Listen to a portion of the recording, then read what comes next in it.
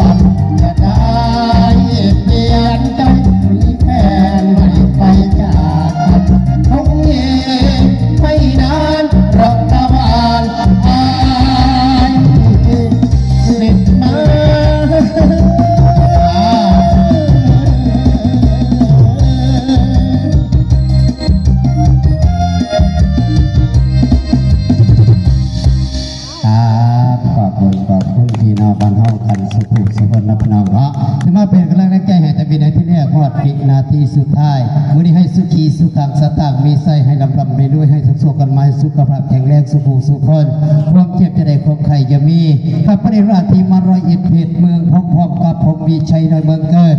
ละมุนเสียงฟังขวายดำมาลาพร้อมกับพระเอกนุ่มประจำทีมงานสอนหลักเพชรพลาด